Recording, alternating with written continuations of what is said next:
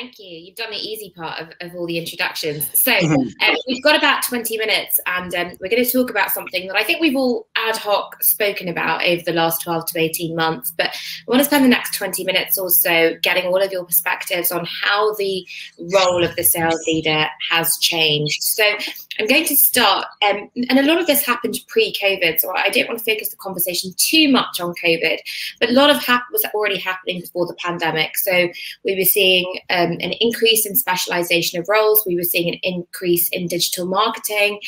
And I think the pandemic has just amplified it. So what do you think has changed to the role of the sales leader? And Elaine, I'm going to start with you because I know you work with a number of sales leaders closely day to day. So I'd love to get your take on this first. Okay, cool. So I think that there's been a massive shift from sales leaders looking at employees as individuals who come in and complete a task each day to a more holistic view of a person, and that how that person's perhaps mental health, etc., can play in their productivity. So, a big focus for even pre-pandemic from the sales leaders that we were working with was actually looking at making sure that when they're making hiring decisions, that they're choosing people who they think are going to fit with the team. And when they bring those people into the team, they are treating them as an individual and helping support them with things outside of work. Was a big shift that we were starting to see even before 12 months ago. I think that's such a good way of putting it, moving from that task-based approach to more of a holistic and having that more human. I'm going to come to you on the same question. In your view, what do you think has changed in the role of the sales leader? I think Elaine's hit the nail on the head with the biggest point there. Certainly well-being, mental health has been way up there. And I think for me, there's two things I always say on this. One is that the leader who cares the most is often the best leader. And I think that's shown in the last 12, 15 months particularly. But also the leaders that already cared, that did those things by default anyway, despite the pandemic, have been able to consistently carry that through. Whereas others that have had to try and turn that on, it's been very difficult. And a phrase that comes to mind is out of sight, out of mind. When we're in the office, we've got people there, we can see them, we can sense how they're feeling, we get physical triggers, or they come to us and approach us. I think people have hidden behind a screen and sometimes just a microphone. And we don't know a lot of the time. So if you're not out asking questions, connecting with them, talking to them, and I think bad leaders would have missed people in their team. If you've got 12 people in your team, you could easily go a week without speaking to somebody if you're not caring about them authentically and genuinely. Before you know it, something slips and they're in a bad place. So I think that is, for me, the biggest point, along with being able to train people more around multiple channel usage. So a more maybe a more pragmatic, tactical point there. That the use of different channels has had to be embraced at a much faster pace in the last 12, 15 months. And if sales leaders were one channel centric or two channel centric, I think they've had to accelerate their own learnings in that front as well over the last year or so. Yeah, I completely agree with that. I mean, we touched on the humane side of things, and that's more of a sort of tactical point. So, Sean, I would love to get your thoughts at a more industry level. What are the shifts that you've seen happening in B2B buyer behavior that have impacted sales leadership? Yeah, I think everything's happening faster. The first thing I say. So technology is developing faster. There are so many tools to implement. People want faster implementation, faster onboarding, faster time to value. So I think really a focus on actually selling the whole funnel and the idea of making life as easy as possible.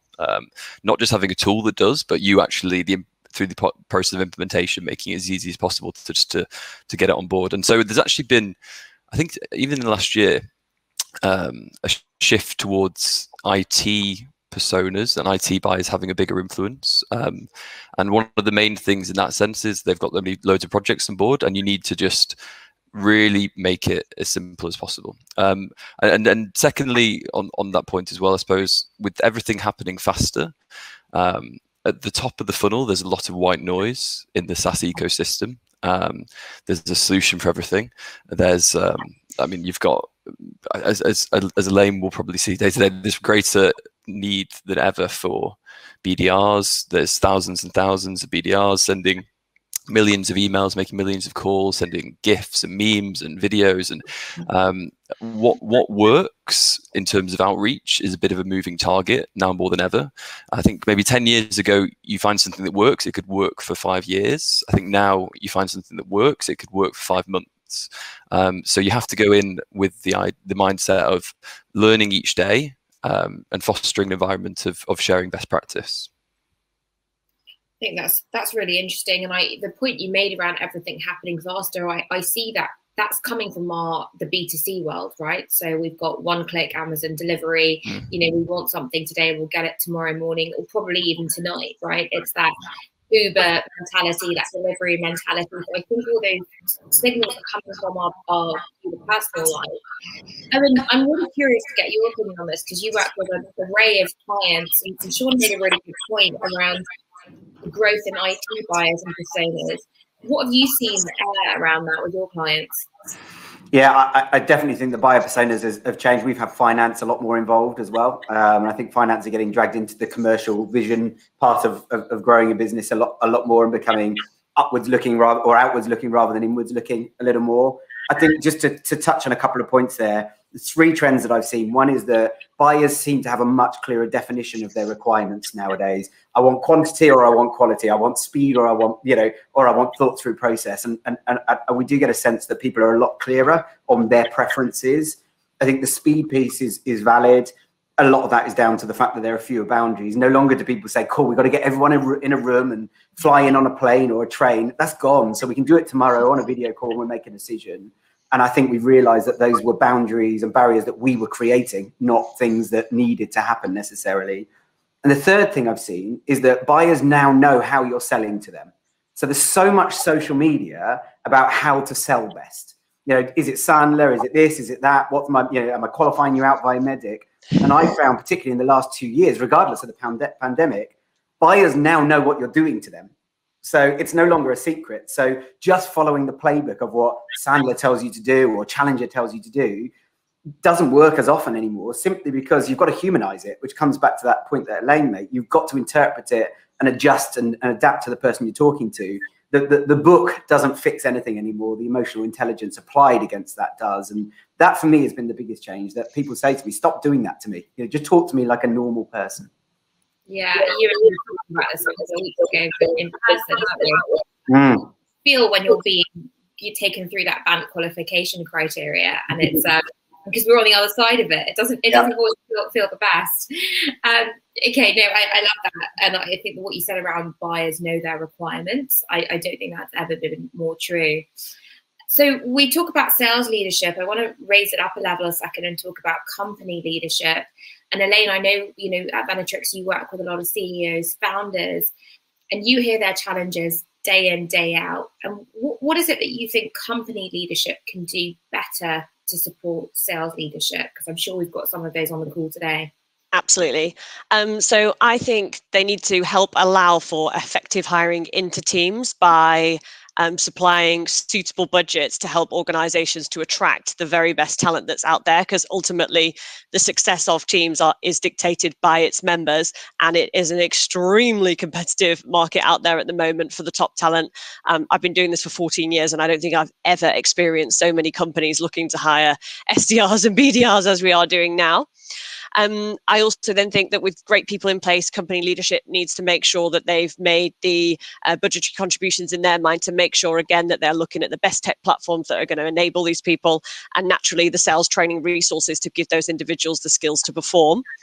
And then, we've talked a little bit about the mental health piece around leaders supporting people in their team. But what about supporting sales leaders as well? Because equally, these individuals have been pulled pillar to post over the last 12 months. The tactics that work then do not work now. And that can be a challenge, particularly when you're holding space for people in your team. So shortly to speak, I'm sure Chris Hatfield's going to be joining us and talking about sales psyche. He has a particular segment in his offering, particularly for sales leadership, and it's something that we're exploring at Venatrix starting next week. Oh, fantastic. I'd love to unpack something you said there, which was around unlocking budget for effective hiring.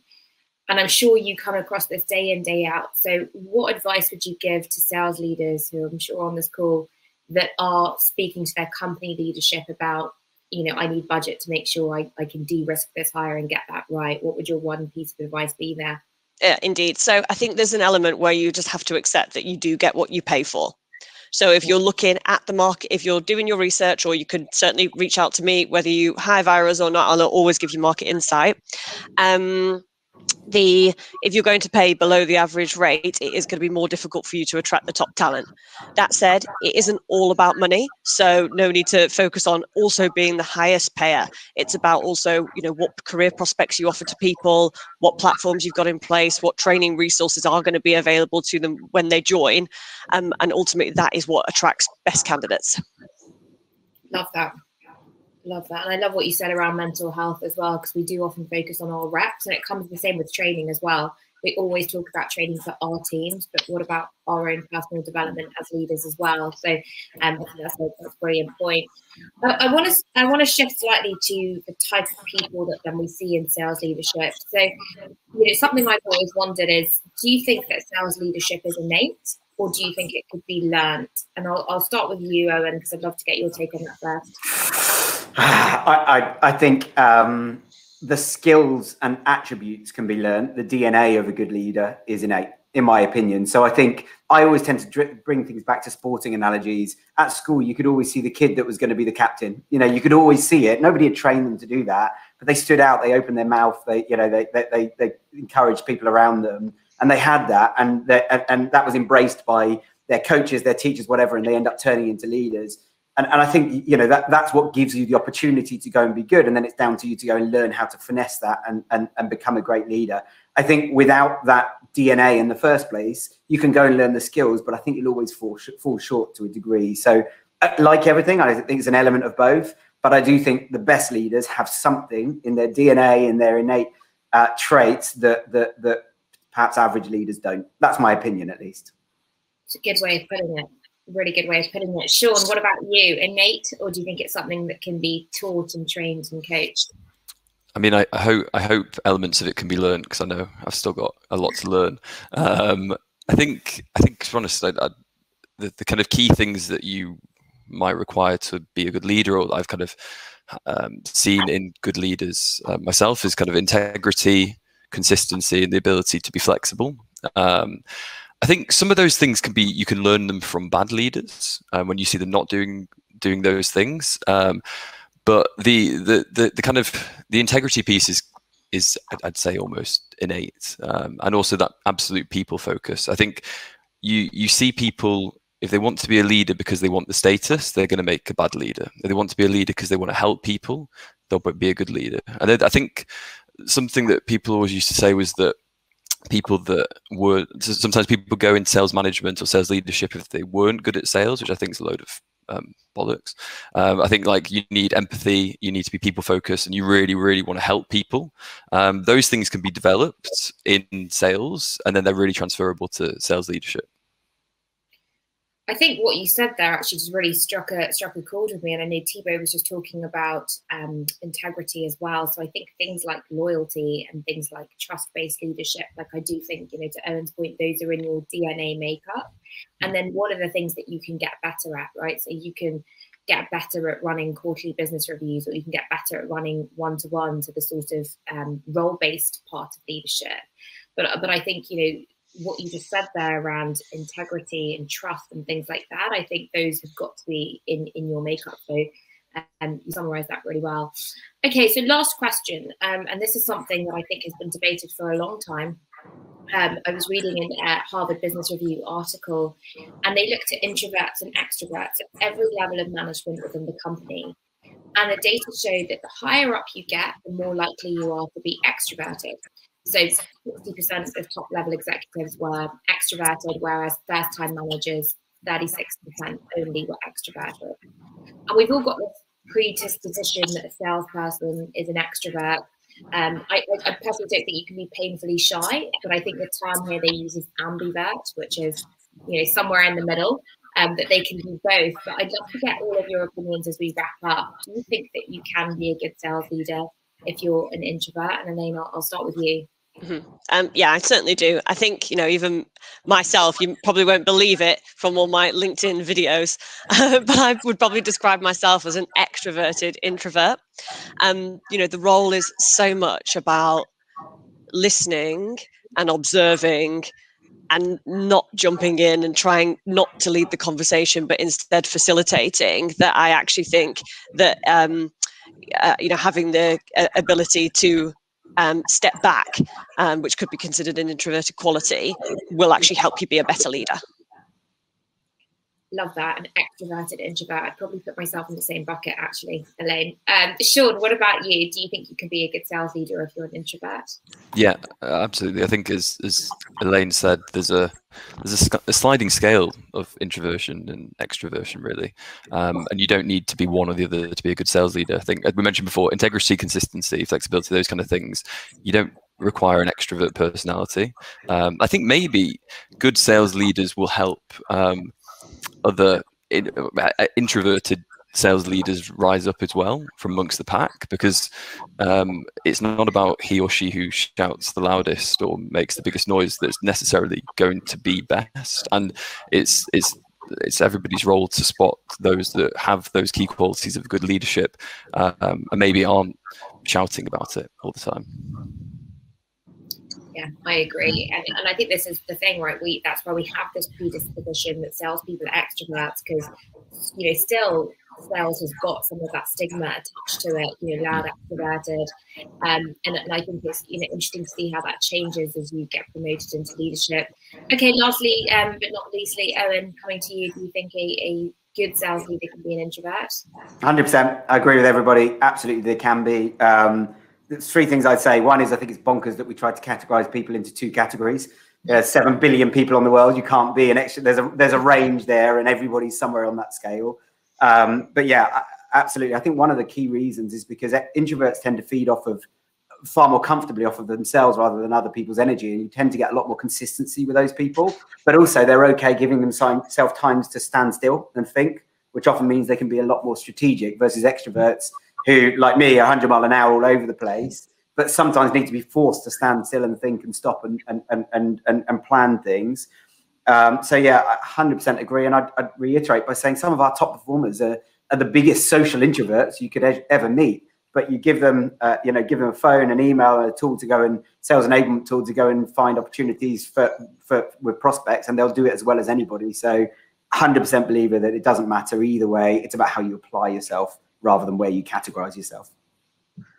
Yeah, I think that's a great takeaway. Thank you, Owen, Sean, and Elaine. Great insights on the panel. So thank you all for sharing. Thank you, everybody, and we'll see you this afternoon or later this morning. Thanks for joining us.